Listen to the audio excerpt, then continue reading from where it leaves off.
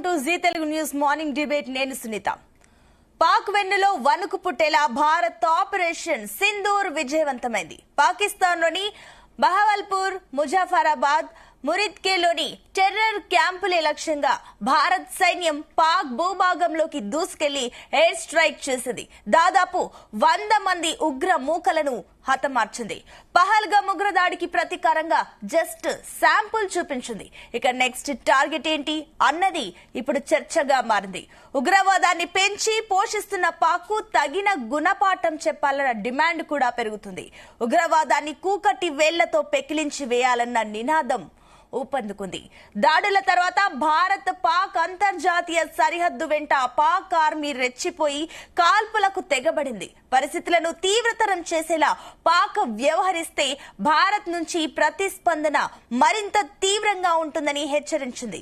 ఇదే అంశంపైనే ఇవాల్టి డిబేట్ లో డిస్కస్ చేయబోతున్నాం. ఇవాల్టి డిబేట్ లో మనతో పాటు పార్టిసిపేట్ చేస్తున్నారు బీజేపీ అధికార ప్రతినిధి రవికుమార్ గారు, అదేవిధంగా బీఆర్ఎస్ నుంచి దేవి ప్రసాద్ గారు, అదేవిధంగా కాంగ్రెస్ నుంచి కత్తి వెంకటస్వామి గారు. గుడ్ మార్నింగ్ అండి. Good morning. ముందుగా దేవి ప్రసాద్ గారు మీతో స్టార్ట్ చేద్దాం. సో ఏదైతే అటు ఆపరేషన్ సింధూర్ పేరుతో ముందుకు వెళ్తున్నారో, ఏప్రిల్ 22న పహల్గామ్ దాడికి సంబంధించి భారత మహిళల సింధూరం, వాళ్ళ కంటి ముందే వాళ్ళ సింధూరాన్ని తొలగించే ప్రయత్నం చేశారు ఉగ్రవాదులు. ఆ సందర్భంలో ఆపరేషన్ సింధూర్ పేరిట దానికి తగిన బుద్ధి సింధూర్ అనే పేరుతోనే ఆన్సర్ చెప్పారు మన ఇండియన్ ఆర్మీ. దీనికి సంబంధించి ఏ రకంగా చూస్తున్నారు? ఈ రోజు భారతదేశం గర్వంగా చెప్పుకుంటుంది జై హింద్ అంటూ కూడా. ఏమంటారు దీనికి? దయప్రసాద్ గారు నమస్కారం. నమస్తే. ఛానల్లో ఉన్నటువంటి మిత్రులకు అందరికి నమస్కారం. నిన్న మొన్న 2 రోజులుగా భారత ప్రభుత్వం, భారత సైన్యం సింధూరం పేరుతో చేస్తున్నటువంటి ఈ ఆపరేషన్ ఏదైతే ఉందో ప్రతి భారతీయుడు కూడా దీన్ని స్వాగతిస్తా ఉన్నాడు. కారణం ఏంటంటే అమాయకులైనటువంటి అనేక మందిని ఇటీవల మనం చూసినాం. కాశ్మీర్ లో టూరిజం కు పోయినటువంటి, టూరిస్టులుగా పోయినటువంటి అనేక మంది అమాయక పౌరుల్ని విచ్చలవిడిగా కాల్చి చంపడం అనేటువంటిది అందరం కూడా తీవ్రంగా ఖండించాల్సింది. ఇటువంటి ఉగ్రదాడులకు పాల్పడుతున్నటువంటి శక్తుల మీద చర్యలు తీసుకోవాలని ఏకకంఠంగా భారతదేశ ప్రజలందరూ కూడా ప్రభుత్వానికి చెప్పిన అన్ని రాజకీయ పార్టీలు కూడా. ఇవాళ మీరు చూడండి, భారతదేశంలో ఉన్నటువంటి రాజకీయాలలో అనేక భిన్న ఘర్షణలు ఉండొచ్చు, భిన్న వాదాలు ఉండొచ్చు, భిన్న సిద్ధాంతాలు ఉండొచ్చు.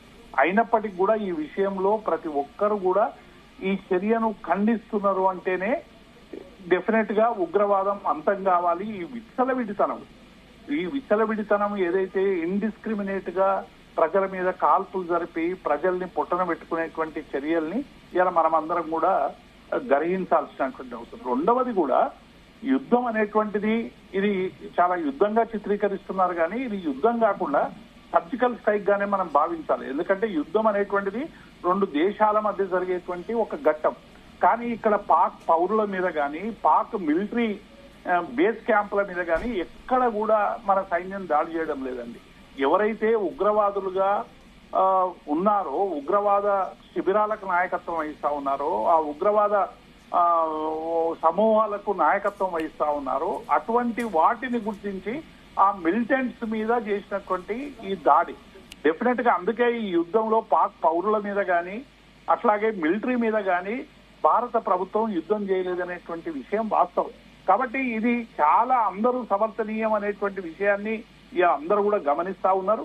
మనం ఫోటోగ్రాఫ్లు చూస్తా ఉన్నాం, పేపర్లలో అనేక వార్తలు చూస్తా ఉన్నాం. ఇటువంటి జరగడం వల్ల ఏదైతే ఇండిస్క్రిమినేట్ గా జనం మీద కాల్పులు జరిపేటువంటి వాళ్ళను కట్టడి చేయాలి. రెండవది కూడా ఇక్కడ భారత ప్రభుత్వం చేయాల్సింది ఏంటి, ఇలా కాశ్మీర్ లో అక్కడ లైన్ ఆఫ్ బార్డర్ దగ్గర కానీ, కాశ్మీర్ అక్యుపైడ్ ఏదైతే పాకిస్తాన్ అక్యుపైడ్ కాశ్మీర్ ఉందో అక్కడ సైన్యాన్ని విరివిగా ఉంచాల్సినటువంటి అవసరం ఉంది. ఇవాళ ఏం చేస్తా ఉన్నారంటే ఇటువంటి దాడులు జరిగినప్పుడే దాని మీద సీరియస్నెస్ ఎక్కువ పోయి దాడులు చేయడం, ఆ తర్వాత మళ్ళీ వాటి పట్ల కొంత అప్రమత్తంగా లేకపోవడం వల్ల తరచుగా ఇటువంటి ఘటనలు జరుగుతూ ఉన్నాయి. కాబట్టి భారత ప్రభుత్వం ఇప్పటికైనా కాశ్మీర్ కు బార్డర్ లో కానీ ఇతర దేశాలకు సంబంధించినటువంటి బార్డర్ల విషయంలో చాలా అప్రమత్తంగా ఉండాల్సినటువంటి అవసరం ఉందనేటువంటి విషయాన్ని నేను ఈ సందర్భంగా గుర్తు చేస్తా ఉన్నాను. అలాగే ఉండండి దేవిప్రసాద్ గారు, నేను మళ్ళీ మీ దగ్గరకు వస్తానండి. ఒక్క సెకండ్ పెట్టి నేను ముగిస్తా. ఎందుకంటే ఈ భారత పాకిస్తాన్ మధ్య ఉండేటువంటి సమస్యల్ని ఎట్లా పరిష్కరించుకోవాలనేటువంటి విషయంలో కూడా చాలా గందరగోళంగా గత అన్ని ప్రభుత్వాలు కూడా ఆ రోజు నుంచి ఈ రోజు వరకు కూడా ఒక స్పష్టత లేకుండా ఉద్రిక్తతలు పెంచే ప్రయత్నాలు చేస్తున్నాయి తప్ప వాటిని సరైనటువంటి రీతిలో పరిష్కరించేటువంటి ప్రయత్నం చేస్తలేవు. ఇప్పటికైనా ఆ ప్రయత్నం కొనసాగాలని నేను మీ ద్వారా ప్రభుత్వాలకు మళ్ళీ మీ దగ్గరకు వస్తానండి. ఎస్ రవికుమార్ గారు, గుడ్ మార్నింగ్. నమస్తే అండి. నమస్తే, గుడ్ మార్నింగ్. ఎస్ రవికుమార్ గారు, సో ఏదైతే యావత్ భారతదేశ ప్రజలు ప్రతీకారం కోసం రగిలిపోయారో అందరూ కూడా, వాళ్ళందరికీ కూడా గట్టి జవాబు ఇచ్చింది. పాకిస్తాన్ ఉగ్రవాదాలని, ఉగ్ర మూకల స్థావరాల పైన కూడా అటాక్ చేయడం పట్ల యావత్ భారతదేశం ఈరోజు హర్షిస్తుంది. జై హింద్ అంటూ కూడా అందరూ కూడా చాలా సంతోషంగా, గర్వంగా త్రివిధ దళాలకు సంబంధించి కూడా అందరు వారికి సెల్యూట్ చేస్తున్న సందర్భం. సో ఏం చెప్తారు దీనిపైన?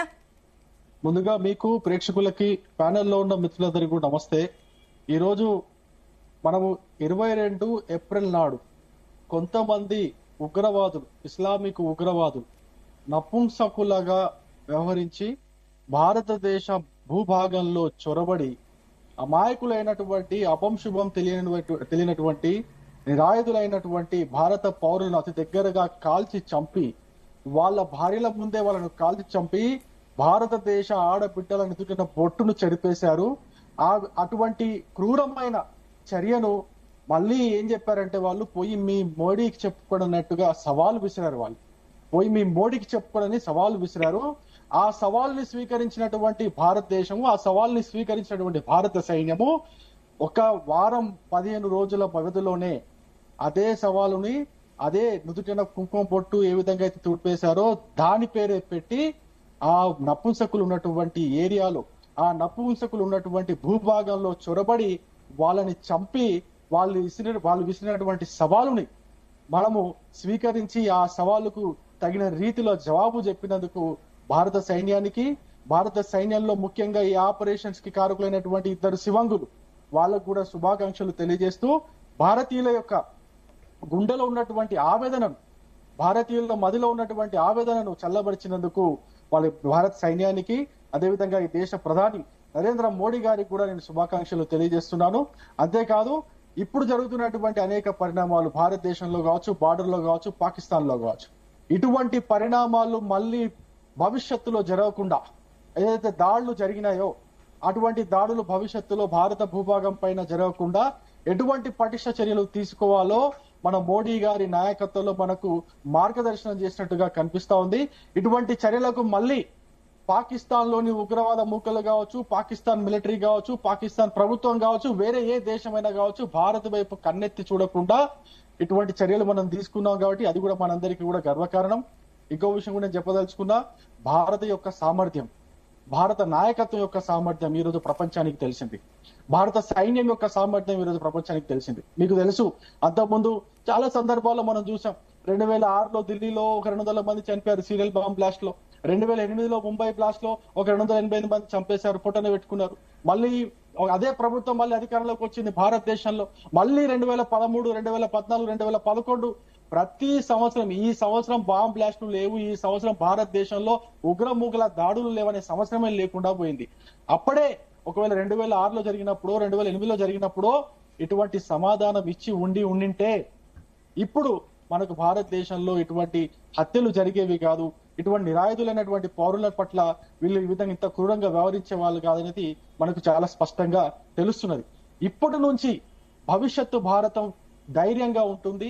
భవిష్యత్తు భారత సైన్యం పైన, భారత ప్రభుత్వం పైన చాలా నమ్మకంతో ఉంటుంది. ఎటువంటి దాడులైనా భారత ప్రభుత్వం ఎదుర్కొంటుంది, భారత సైన్యం ఎదుర్కొంటుంది, వాటిని తిప్పికొడుతుంది, సరైన సమాధానం చెప్తుంది అనేది భారతీయులకు అందరికీ కూడా నమ్మకం కలిగించినందుకు కూడా మనము భారత ప్రభుత్వానికి, భారత సైన్యానికి మనం కృతజ్ఞతలు తెలియజేయాలి. ఇంకో విషయం కూడా చెప్తానండి నేను. ఈ రోజు ఇంత పెద్ద ఆపరేషన్ సక్సెస్ కావడానికి పాల్గొన్నటువంటి సైన్యంతో పాటు త్రివిధ దళాధిపతులు కావచ్చు, త్రివిధ దళాలు ఉన్నటువంటి సైనికులు కావచ్చు, దాంతో పాటు ఒక ముఖ్యమైన సంస్థ కూడా ఉన్నట్టుంది, national technical and research organisation ఉంటుంది. మనకి దీన్ని 2014లో మన దేశంలో స్థాపించారు. అంటే అంతకుముందు 1999లో ఎప్పుడైతే కార్గిల్ వార్ జరిగిందో ఆ కార్గిల్ వార్ జరిగినప్పుడు మనలోనటువంటి ఆ లోపాలు అంటే ఎక్కడెక్కడైతే ఎక్కడ నుండి ఉగ్రవాదులు మన దేశంలోకి చొరబడుతున్నారు, ఎక్కడెక్కడ వీళ్ళ స్థావరాలు ఉన్నాయి, ఏ స్థావరాల నుంచి వీళ్ళని మన దేశంలోకి పంపిస్తున్నారు అనేది మనం తెలుసుకోలేకపోయాం 1999 ఆ ప్రాంతాల్లో. దానికి ఆ లోపాలను గుర్తించి భారత ప్రభుత్వం 2014లో నేషనల్ టెక్నికల్ రీసెర్చ్ ఆర్గనైజేషన్ ఏర్పాటు చేసింది. ఈ యొక్క ఆపరేషన్ లో నేషనల్ టెక్నికల్ రీసెర్చ్ యొక్క పాత్ర చాలా ఎక్కువగా ఉంది. ఎందుకంటే ఆ ఉగ్రవాద స్థావరాలను గుర్తించడం కావచ్చు, ఆ ఉగ్రవాద స్థావరాల్లో తలదాచుకుంటున్న వాళ్ళు ఉగ్రవాదులే, సామాన్య పౌరులు కాదని నిర్ధారించుకోవడంలో కావచ్చు, వాటిని పక్కా సమాచారంతో వాటిని సైన్యానికి అందించడం కావచ్చు, దాంతో పాటు ఏ సమయంలో దాడి చేస్తే అక్కడ ఉన్నటువంటి మాక్సిమం ముష్కర్లు చనిపోయే అవకాశం, చావు దెబ్బ కొట్టే అవకాశం ఉంటుంది. వీటన్నిటి ఇన్ఫర్మేషన్ కూడా మనకు ఎన్టీఆర్ అనే సంస్థ మనకు అందజేసింది కాబట్టి ఆ సంస్థకు కూడా మనం కృతజ్ఞతలు చెప్పుకోవాలి. అదేవిధంగా భారత ప్రభుత్వానికి వెన్నంటే ఉన్నటువంటి అన్ని రాజకీయ పార్టీలు సిద్ధాంతాలకు విభిన్న సిద్ధాంతాలు ఉన్నప్పటికీ, విభిన్నమైన రాజకీయ భావాలు ఉన్నప్పటికీ ప్రభుత్వానికి అండగా ఉంటూ, ప్రభుత్వానికి మద్దతుగా ఉంటూ ఎటువంటి చర్యలు తీసుకున్నా కూడా మేము మద్దతుగా ఉంటామని చెప్పేసి ముందుకు వచ్చినటువంటి అన్ని రాజకీయ పార్టీలు కావచ్చు, పౌర సమాజం కావచ్చు, భారతదేశ పౌరులు కావచ్చు, కులాలు, ప్రాంతాలు, మతాలకు అతీతంగా మనందరం కలిసి ఐక్యంగా ఉన్నటువంటి ఇటువంటి భారతాన్ని మనం చూస్తున్నాం. కాబట్టి భారతదేశ ప్రజలందరూ కూడా అన్ని రాజకీయ పార్టీలకు కూడా పౌర సమాజాన్ని కూడా మనం కృతజ్ఞతలు చెప్పుకోవాల్సిన అవసరం ఉన్నది.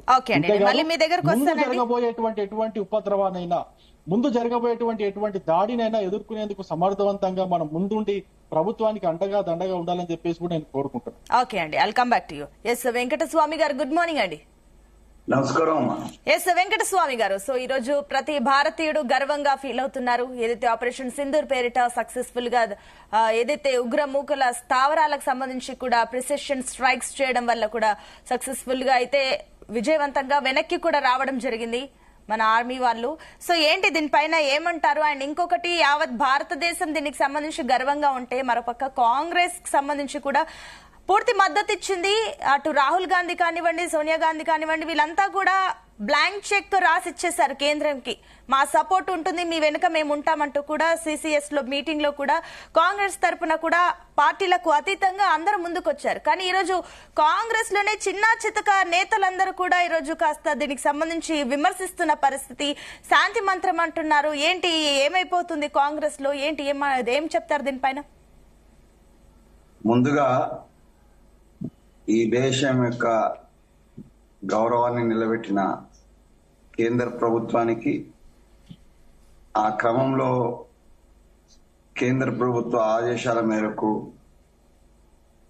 మన సైనిక పాఠవానికి ఒక మచ్చ తునకలాగా వాళ్ళ సామర్థ్యాన్ని నిరూపించినటువంటి సైనిక అధికారులందరికీ, సైన్యానికి ఒక భారత పౌరుడిగా, కాంగ్రెస్ ప్రతినిధిగా ధన్యవాదాలు, అభినందనలు తెలియజేస్తున్నా.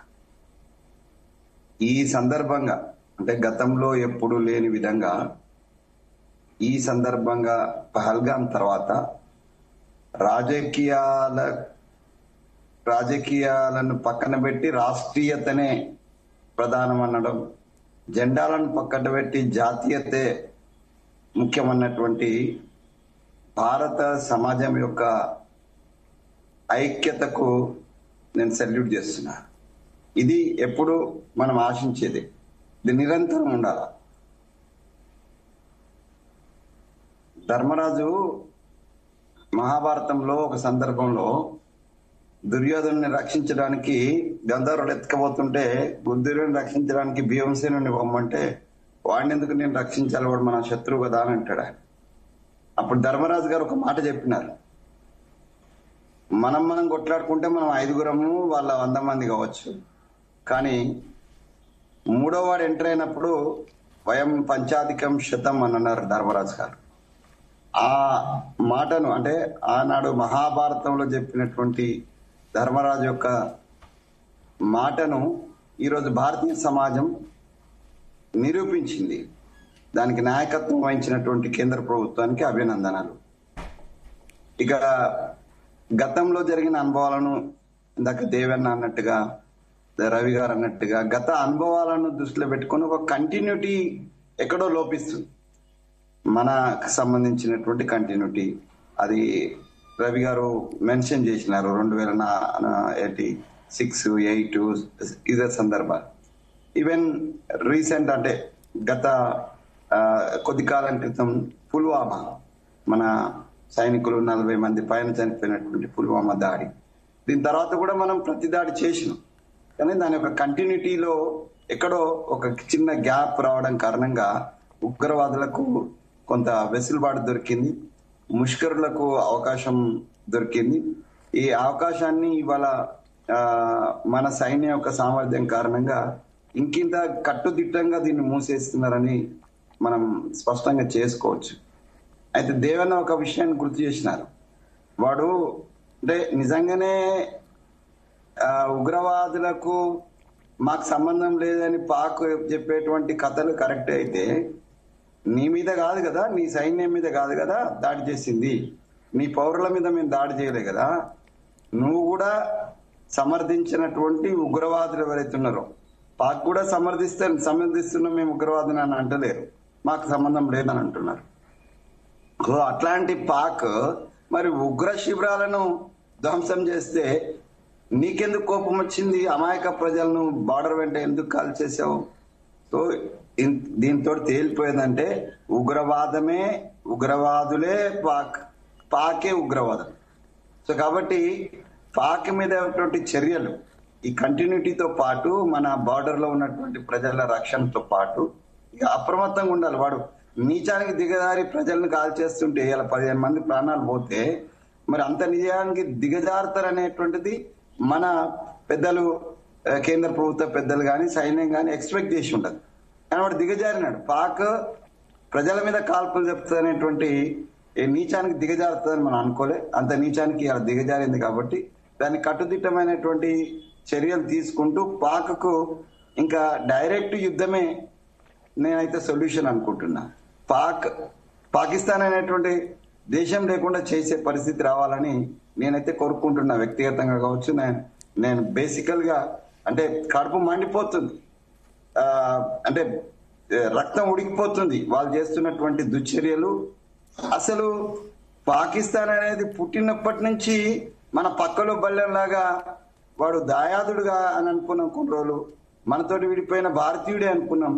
కానీ వాడు మత ప్రాతిపదికన విడిపోయినామని చెప్పి మతం ముసుగులో అంటే ఇక్కడ ఉన్నటువంటి మత వాళ్ళు కూడా ఇది పద్ధతి కాదు అని అంటున్నారు. ఇవాళ ఏది ఖురాన్ లో ఎక్కడ రాయలేదు అది ఇది అని అంటున్నారు. సో మరి ఇంత స్పష్టంగా మిగతా ప్రపంచంలో ఉన్నటువంటి ప్రపంచ దేశాలన్నీ కూడా ఈ దుశ్చర్యను ఎండగడుతున్నటువంటి సందర్భంలో పాకిస్తాను మొండిగా మూర్ఖంగా తన చర్యలను సమర్థించుకుంటున్నటువంటి ఒక దేశాన్ని ఎందుకుండనియాలా అనేది నేను అనుకోవడం.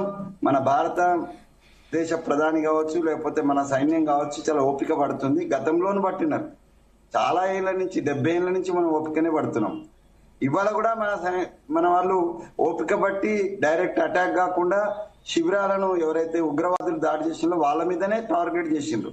ఈ అంతర్జాతీయ నియమాలను కూడా ఇవాళ భారతదేశము స్పష్టంగా పాటిస్తుంది, సంయమనం పాటిస్తుంది. మరి ఇంత సంయమనం పాటిస్తున్నటువంటి దేశంలో పక్కలో బలంలాగా 24 గంటలు భారతదేశంలో అస్థిరత్వాన్ని క్రియేట్ చేయడం, మతాల మధ్యనే పంచాయతీ పెట్టేటువంటి ప్రయత్నం చేయడం, భారతీయ ఐక్యతను, భారతీయ ఇంటిగ్రిటీ, సార్వభౌమాధికారాన్ని క్వశ్చన్ చేస్తున్నటువంటి పాకిస్తాన్ ఎందుకు ఉండాలా అనేది నా సూటి ప్రశ్న. ఒకటండి వెంకటస్వామి గారు, ఈవెన్ అటు పాక్ మీడియా సంస్థల్లో కూడా కొన్ని అంశాలు తెరపైకి వస్తున్నాయి. అది కేవలం ఇప్పుడు ఏదైతే భారత ఆర్మీ త్రివిధ దళాలు కూడా ప్రెసిషన్ స్ట్రైక్ చేసిందో ఖచ్చితంగా 9 ఉగ్రవాద స్థావరాలపైనే దాడి చేసిందామని అంటుంది. బట్ అటు పాక్ సంబంధించిన ప్రభుత్వం నుంచి కూడా వస్తుంది అది కేవలం సివిలియన్స్ పైన దాడి జరిగింది, మసీదుల పైన, మహిళల పైన, చిన్నారులు కూడా గాయాల పాలయ్యారంటూ కూడా వాళ్ళు ఈ రకంగా మాట్లాడుతున్నారు. ఏం చెప్తారు దానికి?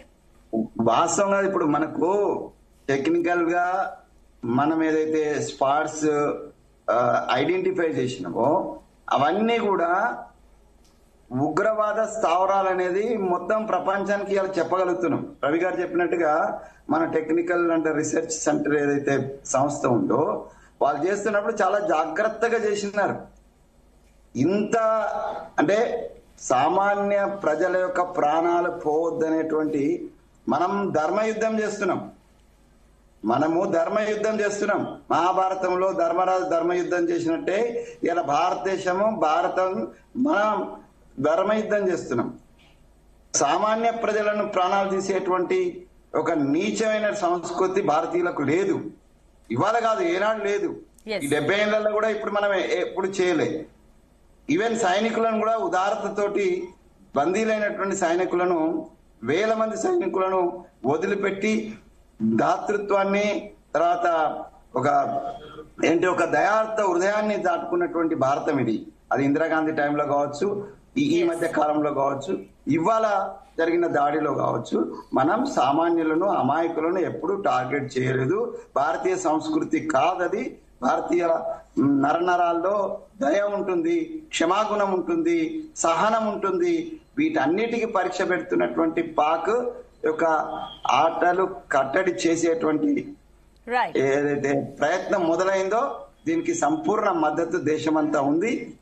ఎవరో మీరు అన్నట్టుగా ఎవరో కొద్దిగా వెకిలిగా ఏ పార్టీ నుంచి అయినా, మా పార్టీలో అయినా ఏ పార్టీలో అయినా ఉంటారు, ఆ వెకిలిగా వ్యవహరించే వాళ్ళను మనం పెద్ద పరిగణలోకి తీసుకోవచ్చు.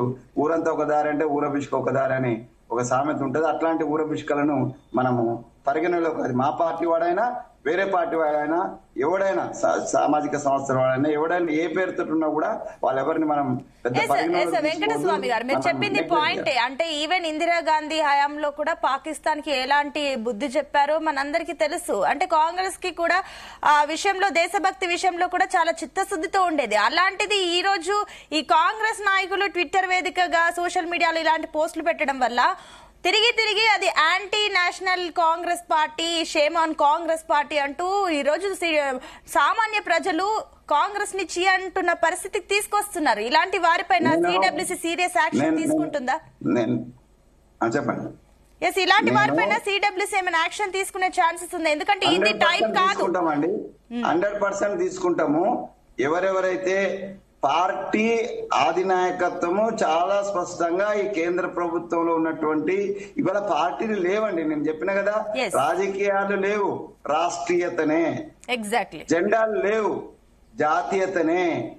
భారత్ ఏక్ హై, భారత్ మహాన్ హై, భారత్ ఏక్ హై, భారత్ మాతాకి జై అనేటువంటి నినాదం ఒక్కటే ఉన్నది. అలా భారత్ మాతాకి జై అననోడు, లేకపోతే ఈ భారతీయతను ఒకటి అననోడు, వాడు మా పార్టీలో ఉన్నా, ఏ పార్టీలో అయినా ఉన్నా కూడా వాడు ద్రోహి అవుతాడు. డెఫినెట్ గా మా పార్టీ నుంచి మా దృష్టికి వచ్చినటువంటి దాన్ని డెఫినెట్ గా వాళ్ళ మీద చర్యలు తీసుకుంటాం, ఎరాడికేట్ చేస్తాం. మచ్చకు వాళ్ళ కారణం అయితే వాళ్ళని డెఫినెట్ గా చర్యలు తీసుకుంటాం. ఓకే అండి, నేను మళ్ళీ మీ దగ్గరకు వస్తానండి. ఎస్ రవికుమార్ గారు, సో మొత్తం మీద అటు ఎల్ఓసి వెంట ఏదైతే ఉందో పూర్తిగా ఉద్రిక్తత పరిస్థితులు కనిపిస్తున్నాయి. అండ్ అటు పాక్ ప్రధాని షెహబాజ్ షరీఫ్ కూడా దీనికి సంబంధించి మోసపూరిత ఇండియా ఈ రకంగా దాడులు చేసింది అర్ధరాత్రి అంటూ కూడా కొన్ని కమెంట్లు చేస్తున్నారు. ఏదేమైనప్పటికీ మేము సెల్ఫ్ డిఫెన్స్ లో మేము ఫైట్ బ్యాక్ చేస్తాము, మేము ఖచ్చితంగా యుద్ధం చేస్తామంటూ కూడా ఎల్ఓసి వెంట అక్కడ ఏదైతే కాల్పులు జరుగుతున్నాయో అక్కడ సంబంధించి కూడా సివిలియన్స్ కూడా కాస్త, భారతీయులకు సంబంధించి కూడా కాస్త ప్రాణ నష్టం జరిగినట్లు తెలుస్తుంది. ఏంటి ఆ విషయంలో అక్కడ సివిలియన్స్ కు సంబంధించి భద్రతా చర్యలు ఏమైనా తీసుకుంటుందా కేంద్రం? ఖచ్చితంగా. ఇప్పుడు సివిలియన్స్ భద్రత కోసమే భారత ప్రభుత్వం పనిచేస్తున్నది, భారత సైన్యం పనిచేస్తున్నది, దాంట్లో ఎటువంటి డౌట్ లేదు. అక్కడ ఎల్ఓసిలో పాకిస్తాన్ చేతిలో పిచ్చి కుక్కలాగా ఉన్నటువంటి పాకిస్తాన్ మిలిటరీ అక్కడ దానికి అడ్డు అదుపు లేకుండా పోతుంది. దానికి నియంత్రణ లేదు. పాకిస్తాన్ ప్రభుత్వం కూడా పాకిస్తాన్ సైన్యాన్ని నియంత్రించలేదు. సో వాళ్ళు చేసేటువంటి దాడి నేను ఏమంటానంటే పిచ్చోడి చేతిలో రాయిలాగానే. సో వాళ్ళు ఇష్టం వచ్చినట్టు కొడతారు. వాళ్ళు ఇక్కడ అంటే సామాన్య పౌరులు ఉన్నారా లేకపోతే అక్కడ సైనికులు ఉన్నారా అనేది వాళ్ళు చూడరు, వాళ్ళు ఇష్టం వచ్చినట్టు కొడతారు. దానికి తగ్గట్టుగా మన వాళ్ళు కూడా బుద్ధి చెప్తున్నారు. కాకపోతే ఏంటంటే మన వాళ్ళు చేసే దాడి, మన వాళ్ళ దాడిలో ఎంతమంది అయితే చనిపోతున్నారో వాళ్ళు చెప్పుకోరు. ఇప్పుడు నిన్న చూడండి షాబాజ్ షరీఫ్ ఏం మాట్లాడుతున్నాడంటే, ఇంత 9 స్థావరాల పైన ఖచ్చితత్వంగా దాడి చేస్తే కేవలం 6 స్థావరాల పైన దాడి చేశారు, కేవలం 30 మంది చనిపోయారని చెప్పేసి చెప్పుకున్నాడు. అక్కడ లెక్కలు, నిజమైన లెక్కలు చూస్తే దాదాపు 100 మందికి పైగా ఉగ్రవాదులు చనిపోయినారు, 9 స్థావరాల్లో అటాక్ జరిగింది. దాంతో పాటు అక్కడ ఉన్నటువంటి ఇన్ఫ్రాస్ట్రక్చర్ మొత్తం, ఆ యొక్క ఉగ్రవాదుల యొక్క ఇన్ఫ్రాస్ట్రక్చర్ మొత్తం నాశనం అయిపోయింది. అయినా కూడా దాన్ని ఒప్పుకోదు, దాయిది దేశం ఒప్పుకోదు. అండ్ నిజమైన ఎప్పుడు కూడా పాకిస్తాన్ నిజాలు చెప్పదు, సత్యాన్ని ఒప్పుకోదు. దాంతో పాటు నిన్న షాబాజ్ షరీఫ్ చేసిన మాటలను కూడా చూడండి ఒకసారి. 5 రఫేల్ జట్లను కూల్చేసారంట, 2 డ్రోన్లను కూల్చేసారంట. ఎక్కడ కూడా ఏ సంస్థ కూడా ఇంతవరకు దాన్ని ధృవీకరించలేదు. 5 రఫాల్ జట్లు కూలిపోతే తెలియదు అంటే నాకు అర్థం కాదు. అంటే పాకిస్తాన్ చేసేటువంటి క్లెయిమ్స్ ని మనం ఎప్పుడు కూడా దాన్ని అబద్ధాలుగానే మనం మాట్లాడుకోవాలి, అబద్ధాలుగానే మనం దాన్ని చూడాలి, కానీ దాంట్లో ఎటువంటి నిజం ఉండదు. ఒకటి, మీరు ఇంతకుముందు వెంకటస్వామి గారు అన్నట్టు పాకిస్తాన్ సపోర్ట్ చేసిన, పాకిస్తాన్ కి మద్దతుగా మాట్లాడిన, పాకిస్తాన్ సపోర్ట్ గా ఎటువంటి పోస్టులు చేసినా, అది ఏ పార్టీల వాళ్ళైనా కావచ్చు, ఏ ప్రాంతం వాళ్ళైనా కావచ్చు, ఏ మతం వాళ్ళైనా కావచ్చు, వాళ్ళని మనం దేశద్రోహులుగానే చూడాలి. ఖచ్చితంగా ఇటువంటి సమయంలో వాళ్ళని దేశద్రోహులుగానే చూడాలి. వాళ్ళకి తగిన బుద్ధి చెప్పాల్సింది, దాంట్లో ఎటువంటి డౌట్ లేదు. ఆయా రాష్ట్ర ప్రభుత్వాలు కావచ్చు, కేంద్ర ప్రభుత్వం కావచ్చు, అటువంటి వాళ్ళని గుర్తించి వెంటనే వాళ్ళకి తగిన శిక్ష వేయాలి. ఈ రోజు తెలిసిన విషయం ఏంటంటే, తెలంగాణ రాష్ట్రంలో ఉన్నటువంటి విద్యా కమిషన్ లో ఉన్నటువంటి ఒక ఉపాధ్యాయురాలు పాకిస్తాన్ కు మద్దతుగా ఏదో కామెంట్ చేసింది, ఒక పోస్ట్ ఏదో పెట్టింది. తన పైన తెలంగాణ ప్రభుత్వం వెంటనే చర్యలు తీసుకోవాలి. దాంట్లో ఎటువంటి మీనమేషాలు లెక్కించినా తెలంగాణ ప్రభుత్వానికి, ముఖ్యమంత్రి రేవంత్ రెడ్డి గారికి, కాంగ్రెస్ పార్టీకి చెడ్డ పేరు వస్తుంది. నాకు బాగా గుర్తుంది, మల్లికార్జున ఖర్గే గారు, కాంగ్రెస్ పార్టీ అధ్యక్షుడు మల్లికార్జున ఖర్గే గారు, ఈవెన్ రాహుల్ గాంధీ గారు చెప్పిన విషయం ఉంటుంది. మీరేదైతే వ్యాఖ్యలు చేస్తున్నారో అది పార్టీ లైన్ లోనే వ్యాఖ్యలు చేయండి, పార్టీ లైన్ దాటితే మాత్రం క్షమించమని చెప్పేసి ఒక హెచ్చరిక జారీ చేశారు. మల్లికార్జున ఖర్గే గారు జారీ చేశారు, రాహుల్ గాంధీ గారు కూడా చెప్పారు, పార్టీ లైన్ దేశానికి మీరు మద్దతుగా మాట్లాడండి, పార్టీ లైన్ కి మాట్లాడండి, కానీ మీరు పార్టీ లైన్ దాటితే మాత్రం బాగుండదని చెప్పేసి హెచ్చరిక చేశారు. అయినప్పటికీ కూడా కొంతమంది కాంగ్రెస్ నాయకులు, కొంతమంది ఇప్పుడు మనకున్నటువంటి అర్బన్ నక్సలైట్లు కావచ్చు, వీళ్ళు దానికి వ్యతిరేకంగానే మాట్లాడుతున్నారు. మాకు కాకుండా పాకిస్తాన్ కు మద్దతుగానే మాట్లాడుతున్నారు. వాళ్ళందరినీ మనం గుర్తించి, పౌర సమాజం గుర్తించి, వాళ్ళందరినీ కూడా ఐడెంటిఫై చేసి వాళ్ళని చట్టానికి అప్పచెప్పేలాగా మనం అందరం కూడా చూసుకోవాలి. ఇది ఒక విషయము. ఇంకొక విషయం కూడా మీరు చెప్పారు, పాకిస్తాన్ చేస్తున్నటువంటి కవ్వింపు చర్యలు ఏదైతే ఉన్నాయో వాటన్నిటికీ కూడా తగిన బుద్ధి చెప్పేంత సామర్థ్యం భారత సైన్యానికి ఉన్నది. అది వాళ్ళు 10 మంది ప్రాణాలు తీస్తే మనం ఖచ్చితంగా 50 మంది ప్రాణాలు తీసేంత సామర్థ్యం భారతదేశానికి ఉన్నది. అది తీస్తున్నది, సామర్థ్యం చూపిస్తున్నది, ఇప్పటికే మనం చూపించాం. కాకపోతే మనం ఒక ప్రొఫెషనల్ మిలిటరీ లాగా సామాన్య పౌరులకి ఎక్కడ కూడా వాళ్ళకి ప్రాణ నష్టం గాని, ఆస్తి నష్టం గాని, వాళ్ళకు అట్లీస్ట్ వాళ్ళకు గాయాల పాలే కాకుండా చూస్తున్నటువంటి ప్రొఫెషనల్ సైన్యం భారత సైన్యం. ఇటువంటి సైన్యానికి ప్రపంచంలోనే మంచి పేరున్నది. మరి వాళ్ళు చేసినట్టుగా మనం చేయాలా అనేది మనం ఒకసారి ఆలోచించాలి. ఇంతకుముందు వెంకటస్వామి గారు కూడా చెప్పినట్టు, మనము ఎక్కడ కూడా సామాన్య ప్రజల్ని మనం టార్గెట్ చేయట్లేదు. కొంతమంది కొజ్జనా కొడుకులు, ఆ నపుంసకులు మాత్రమే భారతదేశంలో చొరబడి కొంతమంది నిరాయుధులైనటువంటి, అమాయకులైనటువంటి, అభం శుభం తెలియనటువంటి వాళ్ళని అతి దగ్గరగా కాల్చి పొట్టున పెట్టుకున్నారు. ఆ ఆడబిడ్డల నుదుటిని బొట్టును చెడిపేశారు. ఆ కుంకుమ బొట్టు చెడిపిన దాని పేరు అదే విధంగా పెట్టారని మీకు ఇంతకుముందు చెప్పాను. నేను వాళ్ళకి మళ్ళీ నేను కూడా చెప్తా ఉన్నా, మీలాంటి నపుంసకులను భారతీయులు మీరు ఎక్కడ ఉన్న ప్రపంచంలో మీరు ఎక్కడ దాక్కున్నా కూడా, ప్రపంచంలో ఏ మూలన దాక్కున్నా, ఏ కొలంలో దాక్కున్నా, ఏ గుట్టలలో దాక్కున్నా మిమ్మల్ని మాత్రం వదిలిపెట్టదు. మిమ్మల్ని వెంటాడుతుంది. మీ కింద ఉన్నటువంటి భూమిని అక్కడ కదిలింపి మిమ్మల్ని నాశనం చేసేంత వరకు భారత సైన్యం వదిలిపెట్టదు. ఈ విషయాన్ని మీరు గుర్తుపెట్టుకోవాలని చెప్తున్నా. అదే విధంగా మళ్ళీ వస్తారండి మీ దగ్గరికి దేవిప్రసాద్ గారు. దేశంలో ఉన్నటువంటి దేశ ద్రోహులకు కూడా దేవిప్రసాద్ గారు, అటు కేసీఆర్ అండ్ అదే విధంగా కేటీఆర్ కూడా స్పందించడం జరిగింది ఈ అంశం పైన. ఏదైతే ఆపరేషన్ సింధూర్ కు సంబంధించి కూడా వాళ్ళు గర్వంగా సెల్యూట్ కూడా చేశారు ట్విట్టర్ వేదికగా. ఏం చెప్తారు మీరు దీనిపైన? చాలా స్పష్టంగా నేను ఇంతకుముందే చెప్పినట్టు, ఈ విషయం మీద అన్ని రాజకీయ పార్టీలు, నేను ఇంతకుముందు కూడా చెప్పిన, ఏమైనా రాజకీయ పరమైనటువంటి అంశాల పట్ల, అనేక అంశాల పట్ల భారతీయ జనతా పార్టీతో కావచ్చు, ప్రభుత్వం తీసుకుంటున్నటువంటి విధానాల మీద అనేక భిన్నాభిప్రాయాలు ఉన్నప్పటికీ కూడా ఈ అంశం మీద అన్ని రాజకీయ పార్టీలు కూడా భారత సైన్యం తీసుకున్నటువంటి నిర్ణయాన్ని అందరం కూడా స్వాగతిస్తా ఉన్నాం. కాబట్టి ఇక్కడ రెండవ దానికి తావులేదు. డెఫినెట్ గా ఇప్పుడు జరుగుతున్నటువంటి వ్యవహారాల పట్ల కానీ, గతంలో సరైనటువంటి చర్యలు తీసుకోకుండా ఉగ్రవాదం పెంచడానికి తోడ్పడిన చర్యల పట్ల సరైనటువంటి చర్యలు తీసుకుంటే బాగుండేదనేటువంటి అంశాన్ని ప్రస్తావించడంలో తప్పలేదు. అట్లాగే గుజరాత్ ఎన్నికల సందర్భంగా కూడా మన గౌరవ ప్రధానమంత్రి మీద పాకిస్తాన్ సంబంధించినటువంటి ఒక సుపారీ గ్యాంగ్ ప్రధానమంత్రిని హత్య చేయడానికి ప్రయత్నించిందని గౌరవ ప్రధానమంత్రి గారు ఎన్నికల ముందు, గుజరాత్ ఎన్నికల ముందు ప్రస్తావించారు. మరి దానికి సంబంధించినటువంటి చర్యలు ఏమైనాయి? ఇలా నిజంగానే పౌరుల మీద దాడులు జరిగినప్పుడు మనం అందరినీ ఖండిస్తున్నాం. సరే, మనుషులు ఎంతమంది చనిపోయారు ఏంది ఆ లెక్కలన్నీ కూడా భారత సైన్యం ప్రకటిస్తుంది అనుకోండి. కానీ డెఫినెట్ గా ఇటువంటి జరుగుతున్నప్పుడు మనము చిన్న చిన్న అంశాల పట్ల ఉల్లంఘన చేసి పెద్ద అంశాల వరకు తీసుకొచ్చేటువంటి ప్రయత్నం చేయడం అనేటువంటిది కూడా ఒక ప్రధానమైనటువంటి లోపంగా కనిపిస్తుంది అనేటువంటి మాట కూడా వాస్తవం. కాబట్టి వీటికి అన్నిటికి కూడా ఇలా చెక్ పెట్టుకోవాల్సినటువంటి అవసరం ఉంది, రివ్యూ చేసుకోవాల్సినటువంటి అవసరం ఉంది. డెఫినెట్ గా దీనికి అందరూ మద్దతు ప్రకటిస్తారు. ఎక్కడ కూడా ఏం లేదు. ఇలా పాకిస్తాన్ మరి తెగింపుతో భారత పౌరుల మీద దాడి చేస్తున్నదని, పాక్ రేంజర్లు మన భారత పౌరుల మీద దాడులు చేసి కొంతమంది పౌరులు చంపుతున్నట్టు కూడా వార్తలు వస్తా ఉన్నాయి. ఇది డెఫినెట్ గా తీవ్రమైనటువంటి ఉద్రిక్తతలకు దారి తీసేటువంటి అవకాశం ఉంది. ఎందుకంటే భారత సైన్యం ఎక్కడ కూడా పాకిస్తాన్ కు సంబంధించినటువంటి మిలిటరీ క్యాంపుల మీద కానీ ప్రజల మీద కానీ ఎక్కడ కూడా ఏం చేయలేదని చెప్పి వార్తలు చాలా స్పష్టంగా కనబడతా ఉన్నాయి. భారత సైన్యం యొక్క టార్గెట్ కేవలం ఆ దాడుల్లో పాల్గొన్నటువంటి ఉగ్రవాదుల మీదనే అనేటువంటి అంశాన్ని స్పష్టం చేసినప్పటికీ కూడా ఇలా పాకిస్తాన్ మళ్ళీ రిటాలియేషన్ గా ఇటువంటి తీసుకొస్తే డెఫినెట్ గా సరైనటువంటి జవాబు చెప్పాల్సినటువంటి ఒక అనివార్యత భారత సైన్యానికి కానీ ప్రభుత్వానికి కానీ ఉంటది. కాబట్టి ఇటువంటి సమయంలో ప్రజల మధ్య ఉద్రిక్తతలు పెంచడం కంటే కూడా స్ట్రాటజిక్ గా వీటిని ఎట్లా అనచాలి, మళ్ళీ భవిష్యత్తులో రాకుండా ఎట్లా చేయాలి అనేటువంటి అంశం మీద, ఎందుకంటే మొట్టమొదటిసారి చాలా రోజుల తర్వాత 3 సేనలు కలిపి ఇలా ఒక సమర్థవంతంగా దీన్ని చేయడము, అక్కడ వాళ్ళ స్థావరాల్ని చేయడం అనేటువంటిది చాలా మంచి పరిణామం. అయితే ఎవరైనా దీనిలో ఉన్నాయి లోపాలు ఉన్నాయి, లేకుంటే ఇది మంచిగా చేయాలి, కొంత అప్రమత్తత లేకపోవడం వలన ఇటువంటి ఘటనలు జరిగినాయి భారతదేశంలో అంటే వాళ్ళని అర్బన్ నక్సల్ గా చిత్రీకరించేటువంటి ఒక దుర్మార్గం కూడా జరుగుతూ ఉంది.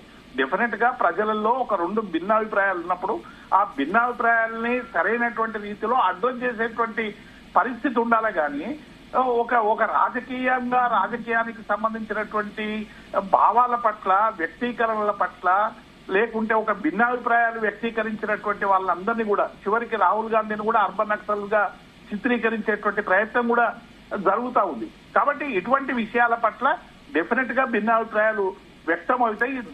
దీనికి ఒకే రకంగా ముడిపెట్టొద్దు అనేటువంటి విషయాన్ని నేను స్పష్టం చేస్తాను. ఓకే అండి. ఎస్ వెంకటస్వామి గారు, సో మరోపక్క చూస్తే కూడా అటు పాకిస్తాన్ విషయానికి వస్తే కేవలం ఇప్పుడు అదేదైతే పూర్తిగా ఉగ్రవాదులకు రక్షణ నిలయం అంటూ కూడా ఒక రకంగా మాట్లాడుతుంటారు పాకిస్తాన్. ఇందాక మీరు కూడా ఈ రకమైన కమెంట్ చేశారు. అయితే ఈ విషయంలో అటు బలూచిస్తాన్ కూడా మరో దెబ్బ కొడుతుంది. దానికి ఈసారి విడిపోయే అవకాశాలు ఉన్నాయి. దెబ్బ మీద దెబ్బ పడుతుంది పాకిస్తాన్ కి. అయినా కూడా బుద్ధి రావట్లేదు. మేము సందర్భం చూసుకొని దాడి చేస్తామంటూ కూడా అక్కడి పాకిస్తాన్ ప్రభుత్వ అధికారులు ఈ రకంగా మాట్లాడుతున్నారు భారత్ పై. సో ఏమంటారు దీనికి? అంటే ఇప్పుడు నిజంగానే ఆ తాటాకి చప్పుళ్లకు భయపెట్టాడు ఇక్కడ ఎవరు లేడు. కానీ నిజంగానే వాళ్ళు యుద్ధానికి సిద్ధమైతే నేనైతే ఆహ్వానిస్తున్నా. వాళ్ళు మొత్తం పూర్ణ యుద్ధం చేస్తే నేను అనుకోవడము 48 hours లో మన సైన్యం పాకిస్తాన్ హస్తగతం చేసుకోగలదు. అంత సామర్థ్యం ఉంది. ఇవాళ కాదు, 1948 లో కూడా ఆ సామర్థ్యం ఉంది. మన సైన్యాలు ఎక్కడి దాకా పోయినాయో, ఇస్లామాబాద్ దాకా, రావలపిండి దాకా పోయినటువంటి మన సైన్యం యొక్క సామర్థ్యాన్ని 1948 లోనే చూసినాం. జస్ట్ కేవలము అంతర్జాతీయ ఆంక్షలు, అంతర్జాతీయ యొక్క నియమాలకు లోబడి భారతదేశం ఆ రోజు వెనక్కి తీసుకున్నది. లేకపోతే 48 లోనే పాకిస్తాన్ మళ్ళీ అంటే అది ఒక రకమైన దురాక్రమణతో జరిగినటువంటి ప్రాంతం ఏస్తుందో కనీసం ఆ ప్రాంతమైనా కూడా మన ప్రాంతంలో వచ్చేది. సో మన సామర్థ్యంలో మనకు కానీ, ప్రపంచ దేశాలకు కానీ, ఈవెన్ పాకిస్తాన్ కూడా ఆ విషయం తెలుసు. కాకపోతే ఏంటంటే మేకపోతే గాంభీర్యం, ఏదో స్టేట్మెంట్స్ ఇచ్చేసి మేము అది చేస్తాం, ఇది చేస్తాం, ప్రతి దాడి చేస్తాము, 5 రఫేళ్లు పేల్చినాము, 3 రఫేళ్లు పేల్చినాము అనేదంతా ఏమంటారు పనికిరాని భీరు మాటలు మాట్లాడుతున్నటువంటి పాకిస్తాన్ కు బుద్ధి చెప్పేటువంటి శక్తి మన దగ్గర ఉన్నది. ఇందాక దేవన్న ఒక విషయం చెప్పినారు. సో ఇట్లాంటి అంటే నేనేమంటున్నానంటే ఏ సంస్థలైనా, ఏ వ్యక్తులైనా ఒక క్రిటికల్ అంటే యుద్ధం వాతావరణం నెలకొని ఇలా యుద్ధమే ఆల్మోస్ట్ మనం ఏదో ఇది పద్ధతి ప్రకారం నేను చెప్పాను కదా, ఒక పదం ఉపయోగించాను నేను, ధర్మయుద్ధం చేస్తున్నాం. ఆ ధర్మయుద్ధ సమయంలో, సంకట సమయంలో ఒకవేళ మనకు వ్యక్తిగత అభిప్రాయాలకు ఏమన్నా ఉన్నా, విభేదం ఉన్నా, అది పబ్లిక్ డొమైన్ కు రాకుండా చూసుకోవాల్సినటువంటి బాధ్యత. ఇక రెండో వైపు నుంచి కూడా అసలు ఎవడు మాట్లాడితే వాడిగా దోషద్రోహి అనేటువంటి పదాన్ని కూడా మనం ఏం ఉపయోగించలేదు. కానీ నేను ఈ సమయంలో మొత్తం ఈ దేశ ప్రజలకు, ఇక్కడ ఉన్నటువంటి పెద్ద పెద్ద మేధావులకు, వాళ్ళు సోకాల్డ్ వైట్ కాలర్ అన్నోళ్లకు నేను ఒక విజ్ఞప్తి చేస్తున్నా మీ ద్వారా, ఇది సమయం కాదు. ఈ సమయంలో భారత్కు సంబంధించినటువంటి సైన్యానికి సంబంధించినటువంటి మనోస్థైర్యాన్ని కానీ, లేదా కేంద్ర ప్రభుత్వానికి సంబంధించినటువంటి ఒక మనోధైర్యాన్ని కానీ దెబ్బతీసే విధంగా చిన్న కామెంట్ కూడా ఒక్కోసారి మనకు బాధ అనిపిస్తుంది. అరే ఇంత చేస్తుంటే ఇట్లెట్లా జరుగుతుంది, ఇట్లెట్లా మాట్లాడతారు అనేటువంటి మాట వస్తుంది. కాబట్టి ఆయా భిన్నాభిప్రాయాలు కూడా కొంత సమయం ఉంటది, వ్యక్తీకరణకు ఒక సమయం ఉంటది. ఆ వ్యక్తీకరణకు ఇప్పుడు మనం భారత్ ఒక పైచేయి అయినాం. రేపు నిజంగానే యుద్ధం వస్తే యుద్ధంలో మనం గెలుస్తాం, 100% గెలుస్తాం. మనం పాకిస్తాన్ కూడా మనం హస్తగతం చేసుకోగలిగే శక్తి ఉన్నది. కానీ అంతర్జాతీయంగా ఉన్నటువంటి నియమాల దృష్ట్యా మనం సామ్రాజ్యవాదులం కాదు, మనం దురాక్రమవాదులం కాదు, మనము శాంతి కాముకులం. సో భారత ప్రభుత్వం కూడా ఇవాళ ప్రభుత్వం కానీ, గతంలో ఉన్న ప్రభుత్వాలు కానీ చాలా సంయమనం పాటించేది. ఎందుకంటే మన basic nature of Indian nature, ఈ ఏదైతే హిందుస్థాన్ అంటున్నామో, ఏదైతే భారత్ అంటున్నామో, వాడు పాకిస్తాన్ అన్నప్పుడు మనం హిందుస్థాన్ అన్నామో, ఈ భారత ప్రజల యొక్క నరనరాల సహనము, సభ్యత రెండు ఉన్నాయి. కాబట్టి మనం చాలా సందర్భాలలో అంటే ఏమైపోయిందంటే your generousness may be treated as your weakness. Still be generous అనేటువంటిది ఒక ప్రావర్బ్ ఉన్నది. దానికి 100% భారతీయులు కట్టుబడి ఉన్నారని, భారత ప్రభుత్వం గాని, భారత పాలకులు గాని కట్టుబడి ఒకటి మధ్య ఇప్పుడు ఇంకొకటి డిమాండ్ కూడా తెరపైకి వస్తుంది. ఆపరేషన్ 2.0 కూడా రావాలి అంటూ కూడా కొన్ని డిమాండ్లు వస్తున్నాయి. ఏం చెప్తారు దీనికి? ఆపరేషన్ సింధూర్ 2.0 కూడా మీరు కోరుకుంటున్నారా? నేనేమంటున్నానంటే డైరెక్ట్ యుద్ధానికి వాడు కాలు దువ్వితే డైరెక్ట్ యుద్ధానికి కూడా సిద్ధం కావాలి. అయితే అది మనము ఇక్కడ ఉన్నటువంటి పౌరులము, లేకపోతే ఇక్కడ ఉన్నటువంటి మనలాంటి వాళ్ళము ఇది ఇప్పుడు ఈ క్షణం చేసేయాలా అని చెప్పడం అయితే సమంజసం కాదు. ఎందుకంటే యుద్ధ నీతి, అక్కడ ఉన్న పరిస్థితులు, అక్కడ ఎప్పుడు ఏం చేయాలా, ఎప్పుడు అటాక్ చేయాలనేటువంటి ఆ నిపుణులకు, అక్కడ ఉన్నటువంటి ఆర్మీ పెద్దలకు, తర్వాత ప్రభుత్వ పెద్దలకు అది సంబంధించినటువంటి అంశం. కాబట్టి మనం దాని మీద కామెంట్ చేసి ఇప్పుడే చేయాలి, ఇంకేం చేస్తున్నారు, ఇంకా పడుకొని ఉన్నారా, లేకపోతే వెంటనే అది చేయాలని నేనైతే కోరుకుంటున్నా. యుద్ధం డైరెక్ట్ వస్తే కొట్టేయాలని కోరుకుంటున్నా. అంతవరకే నా పరిమితి. ఇప్పుడే చేయాలి, అప్పుడే చేయాలనేటువంటిది నా పరిధిలో లేదు. అది పెద్దల పరిధిలో, డిసిషన్ మేకర్, వాళ్ళు డిసిషన్ మేకర్స్, నేను కాదు. ఓకే అండి. ఎస్ రవికుమార్ గారు, సో ఏదైతే ఆపరేషన్ సింధూర్ విజయవంతమైందో అటు భారతదేశం అంతా కూడా సంతోషిస్తుంది. ఈవెన్ మళ్ళీ దీపావళి చేసుకుంటున్నారు అందరూ కూడా భారతదేశంలో, యావత్ భారతదేశ వ్యాప్తంగా కూడా మనకు దీపావళి మళ్ళీ కనిపిస్తుంది. అయితే చాలా మంది భారతీయులు కూడా మళ్ళీ ఆపరేషన్ సింధూర్ 2.0 కోరుకుంటున్నారు. ఇది కేవలం తక్షణ ప్రతీకార దాడి కాకుండా శాశ్వత ఉగ్రవాదుల్ని నేలమట్టం చేసే రకంగా శాశ్వత శాంతి కావాలని కోరుకున్న డిమాండ్ కూడా ఇప్పుడు తెరపైకి వస్తుంది. ఏంటి, ఏమనుకోవచ్చు దీనిపైన? ఆపరేషన్ సింధూర్ 2.0 గురించి ఏం మాట్లాడతారు స్థానికులు అడుగుతున్న మేరకు? అమ్మ, శాశ్వత శాంతి అనేది మనం ఎప్పుడు కోరుకునే వాళ్ళమే. శాంతి అనేది మనం ఎప్పుడు కోరుకునే వాళ్ళమే. కానీ వాళ్ళకు శాంతి ఉండదు కదా. వాళ్ళకి ఎప్పుడు మర్తే దమ్ తక్ లడ్తే రహేంగే, జిహాద్ కర్తే రహేంగే అంటారు. వాళ్ళు జిహాద్ కర్తే రహేంగే, జిహాద్ అమల్ లరేగా అంటారు. అంటే నిన్న కూడా మీరు చూడండి, నిన్న అక్కడ పంజాబ్ లో ఏదైతే అజర్ మసూద్ యొక్క స్థావరాన్ని కూలగొట్టినప్పుడు అక్కడ ఎవరైతే చనిపోయినారో వాళ్ళందరి శవపేటికల పైన పాకిస్తాన్ జాతీయ జెండాలు కప్పి వాళ్ళకు ఆ యొక్క కార్యక్రమం పూర్తి చేసినారు. ఆ యొక్క కార్యక్రమంలో పాకిస్తాన్ ఆర్మీ మొత్తం పాల్గొన్నది. పాకిస్తాన్ సంబంధించిన ప్రభుత్వంలోని రాజకీయ నాయకులు కూడా వచ్చి పాల్గొని పోయినారు. దీన్ని బట్టి మనకి ఏం అర్థమవుతుంది? శాంతి అనేది పాకిస్తాన్ యొక్క ఉచ్చారణలో ఉండదు. శాంతి అనేది పాకిస్తాన్ యొక్క దాంట్లో రాజ్యాంగంలో లేదు. వాళ్ళ మనసులో ఎప్పుడు రాదు. వాళ్ళు ఎంతసేపు కొట్లాడుతూనే ఉంటారు, వాళ్ళు ఎంతసేపు ఈ యొక్క జిహాద్ చేస్తూనే ఉంటారు. దాంట్లో ఎటువంటి డౌట్ లేదు. మనం ఇప్పటికే 60-70 సంవత్సరాల నుంచి శాంతి శాంతి శాంతి అని చెప్పేసి మనం బతుకుంటా ఉన్నాం. శాంతి శాంతి అని చెప్పేసి ఎన్నిసార్లు మన పైన దాడులు చేసినా, ఎంతమంది మన పౌరులని, అమాయక పౌరులని పొట్టన పెట్టుకున్నా, కొన్ని వేల మంది మన సైనికులని హత్య చేసినా, హతమార్చినా, మనం ఇప్పటికీ కూడా శాంతి శాంతి అంటున్నాం. ఇప్పుడు శాంతి మనకు చేకూరుతుందని మనం ఏ విధంగా చెప్పగలం? ఇది లిమిట్స్, అన్ని లిమిట్స్ దాటిపోయింది పాకిస్తాన్. అసలు ఎక్కడ కూడా ఏ కోశాన కూడా పాకిస్తాన్ ని మనము కొంచెం వదిలేద్దాము, చూద్దాము అనే పరిస్థితి కూడా కనిపించట్లేదు. అందుకే శాంతి అనేది వాళ్ళ దాంట్లో లేదు. నేను మళ్ళీ చెప్తున్నాను, మర్తే దమ్ తక్ లడితే రేంగే, జిహాద్ కడితే రేంగే, వాళ్ళ మతమే అది. వాళ్ళ దాంట్లో అదే చెప్తారు, ఇంకా వేరే ఏం చెప్పరు. అటువంటి వాళ్ళని మనం ఏ విధంగా మనం శాంతి వాళ్ళు కోరుకుంటారని మనం ఎక్స్పెక్ట్ చేస్తాం? వాళ్ళు శాంతి కోరుకోరు. నేను మళ్ళీ అదే చెప్తున్నాను. అదే వాళ్ళని దెబ్బ తీసేది కూడా అదే. వాళ్ళ యొక్క కొట్లాడే నేచరు, వాళ్ళ యొక్క జిహాద్ చేసే నేచరే వాళ్ళని దెబ్బతీస్తుంది. నేను మళ్ళీ చెప్తున్నా, అది ఎక్కడ దాకా దారి తీస్తుందంటే పాకిస్తాన్ అనే దేశం ప్రపంచ పటంలో లేకుండా చేస్తుంది. పాకిస్తాన్ పేరు ప్రపంచంలో వినిపించకుండా చేస్తుంది. ఎందుకంటే పాకిస్తాన్ చూడండి, పాకిస్తాన్ ముఖ్యంగా 3 ప్రాంతాల్లో, ఒకటి పిఓకే 4, ఒకటేమో బలూచిస్తాన్, పంజాబ్, సింధ్, ఇంకోటేమో పిఓకే ఆక్యుపైడ్ కాశ్మీర్. ఈ 3 ప్రాంతాలలో బలోచ్ ప్రాంతం ఎక్కువ శాతం ఉంటుంది. బలోచ్ అనేది ఎక్కువ భూభాగం కలిగి ఉంటుంది. ఇప్పటికే బలోచ్ లిబరేషన్ ఆర్మీ పాకిస్తాన్ కి ముప్పు తిప్పలు పెడుతుంది, ముచ్చెమటలు పట్టిస్తున్నది. రోజు పాకిస్తాన్ ఆర్మీ పైన బలోచ్ లిబరేషన్ ఆర్మీ దాడి చేస్తూనే ఉంది. కొన్ని వందల మంది సైనికులను ఇప్పటికే చంపుతూనే ఉంది. ఇప్పటికీ ఇంకా అది కొనసాగుతూనే ఉంది.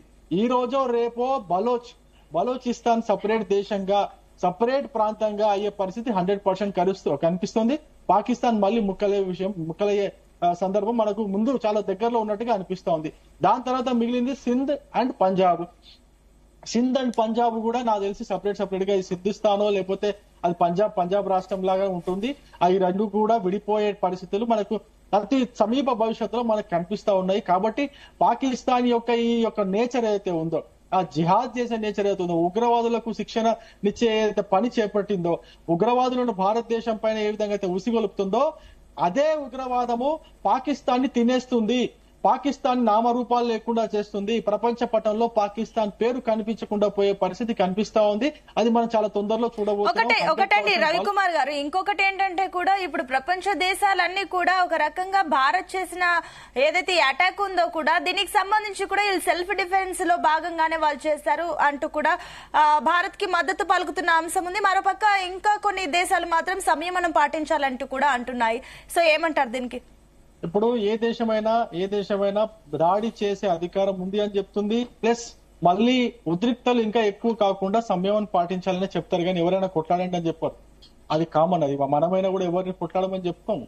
కానీ మీ సార్వభౌమాధికారాన్ని కాపాడుకునే హక్కు మీకుందని చెప్పేసి చెప్తారు. అది ఇప్పుడు అదే విధంగా అమెరికా చెప్పింది, అదే విధంగా రష్యా చెప్పింది, అనేక దేశాలు అదే విధంగా చెప్పినాయి. కాబట్టి మన పౌరులను రక్షించుకునే బాధ్యత, మన పౌరులకు భద్రత కల్పిస్తాము, ఈ దేశంలో మన పౌరులకు సేఫ్టీ ఉంటుంది అని చూపించాల్సినటువంటి బాధ్యత భారత ప్రభుత్వానికి, భారత సైన్యానికి ఉంది. కాబట్టి మనం నిన్న సింధూర్ అని పేరు పెట్టుకుని ఆపరేషన్ చేసినాము. కొన్ని వందల మంది ఉగ్రవాదులను హతమార్చినాము. వాళ్ళ ఇన్ఫ్రాస్ట్రక్చర్ ని మనం నీలమట్టం చేసినాము.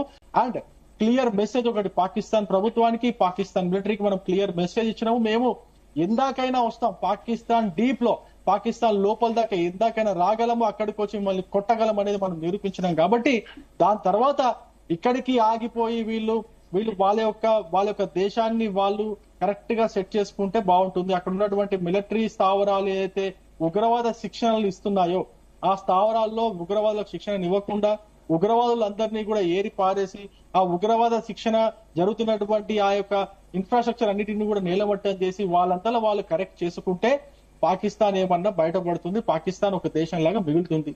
లేదు అదే విధంగా చర్యలు కొనసాగిస్తే, అదే విధంగా ఉగ్రవాదాన్ని మీరు ప్రోత్సహిస్తూ ఉంటే, అదే విధంగా ఉగ్రవాదులకు శిక్షణ కల్పించి భారతదేశం పైన ఎగదోస్తే మాత్రం పాకిస్తాన్ నామరూపాలు లేకుండా పోతుంది.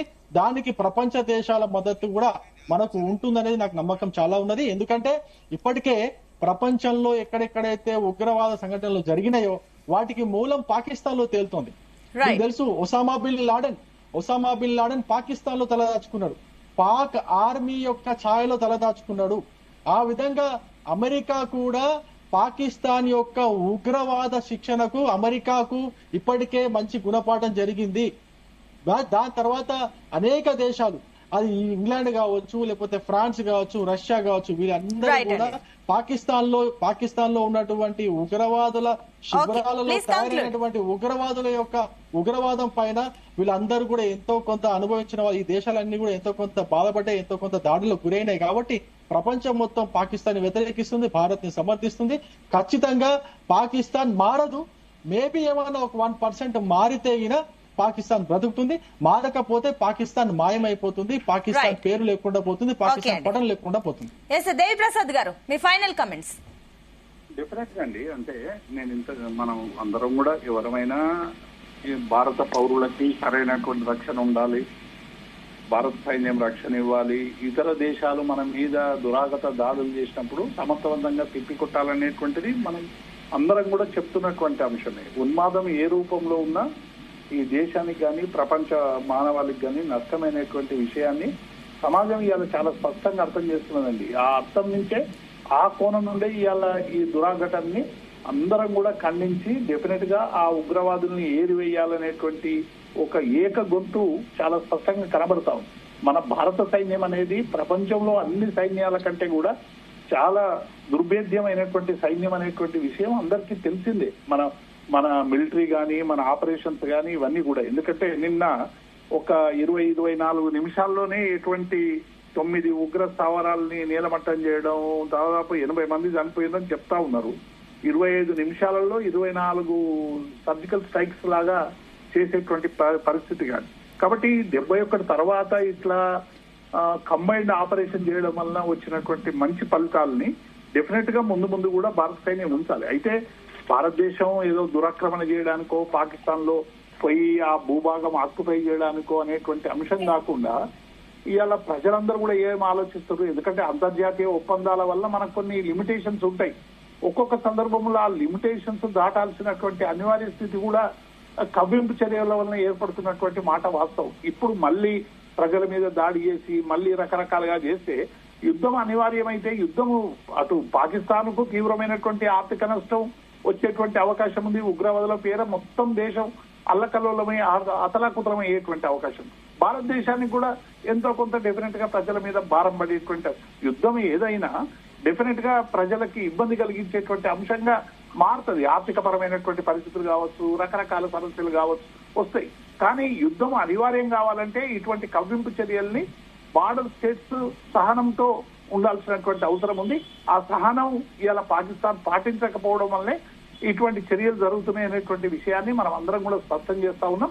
ఇప్పటికైనా మేమందరం కూడా అన్ని రాజకీయ పార్టీలు కూడా ఇవాళ అనేక రాజకీయ పరమైనటువంటి ఇష్యూస్ ఉన్నప్పటికీ కూడా ఈ భారత ప్రభుత్వం చేస్తున్నటువంటి ఈ సైన్యాన్ని చేస్తున్నటువంటి ఈ వ్యవహారాన్ని కూడా పూర్తిగా మద్దతు ఇస్తున్నది అనేటువంటి విషయాన్ని మేము స్పష్టం చేస్తాం.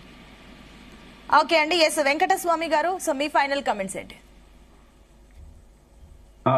ముందుగా మన దేశంలో వచ్చినటువంటి ఒక మార్పు, వాళ్ళు చేసినటువంటి దాడి, ఆ మార్పు అంత ఏంటంటే భారతీయులందరినీ ఒక్క వేదిక మీదుగా నిలబెట్టింది, ఒక్క కంఠంతో మాట్లాడేటువంటి స్థితిని కల్పించింది. దీనికి భారతీయులుగా మనం గర్వపడాలా. సో ఫర్దర్ గా దేవన్నది అన్నది స్పష్టమే. ఏంటంటే యుద్ధము మనకు నష్టం జరుగుతుంది, వాడికి నష్టం జరుగుతుంది, రెండు పక్కాలు జరుగుతుంది. అయితే బేసికల్ గా భారత ప్రభుత్వం కావచ్చు, గతంలో కావచ్చు, ఇప్పుడు కానీ మనం యుద్ధం అల్టిమేట్ అంటలేము. యుద్ధం యుద్ధం ఎప్పుడైనా నష్టానికి దారితీస్తుంది. అట్లని మనం చేతులు ముడుచుకొని మన మీద దాడి జరుగుతూ ఉంటే, ఎక్కడికో స్వామి గారు చెప్పింది కదా, నేను పామును కరవద్దన్నా కానీ నేను బుద్ధ కొట్టొద్దు అన్నా. కనీసం బుద్ధ కొట్టకుండా ఉంటే వాళ్ళ నగరాలు ఎక్కువైతాయి. డెఫినెట్ గా దీంట్లో సమయం పాటిస్తూ డైరెక్ట్ ప్రత్యక్ష యుద్ధం కల్పించే పరిస్థితిని మనం తీసుకురాం. ఒకవేళ వాళ్ళు ఆ పరిస్థితిని కల్పిస్తే మనం వెనక్కి పోం. దర్శనం. ఓకే అండి, థ్యాంక్ యూ అండి. డిబేట్ లో పార్టిసిపేట్ చేసిన అందరికీ. మరోపక్క అటు ఆపరేషన్ సింధూర్ పేరుతో పాకిస్తాన్ వెన్నులో వణుకు పుట్టించింది భారత సైన్యం, మరోపక్క త్రివిధ దళాల